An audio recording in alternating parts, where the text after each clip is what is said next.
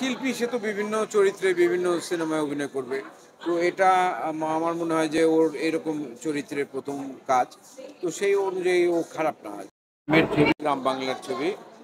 এখানে আহ, ভালোবাসারও বিষয় আছে, প্রেমের ব্যাপার আছে, এবং সাথে সাথে একটা রাজনৈতিক একটি ছবি। তো এটা তো আজকে একদম প্রথম শুরু হলো। তো এটাতে ঠিক এটা বোঝা যাচ্ছে না, কিন্তু এমনিতে ছবি যদি ধরা যায় যে ছবি কেমন হয়েছে, ছবি ভালো হয়েছে। এখন দর্শকের কাছে ভালো লাগবে বলে আমার বিশ্বাস। দেখা যাক যে কি দাঁড়ায়।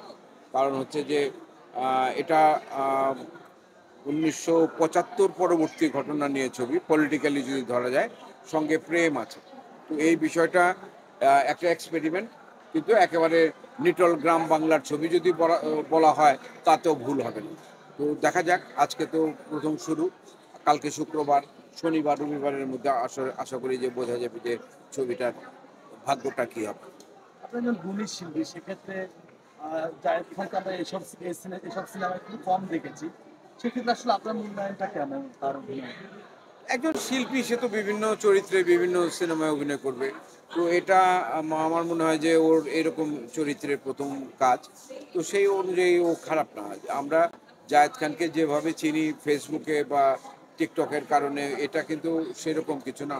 এটা অন্যরকম একটা অভিনয়, এবং সেখানে সে সিরিয়াস কাজ করেছে। এটা আহ, ছবিটা দেখলেই বোঝা যাবে। দর্শকদের উদ্দেশ্যে দর্শকদের উদ্দেশ্যে এইটুকুই বললা যে আমাদের দেশের ছবি, বাংলাদেশের ছবি, একসাথে ঈদের মধ্যে অনেকগুলো ছবি মুক্তি পেয়েছে, এবং এই অনেকগুলো ছবির মধ্যে দর্শক তার রুচি অনুযায়ী তার ছবি বেছে নেবে, তার ছবি দেখবে। বাংলা চলচ্চিত্রের জয় হোক।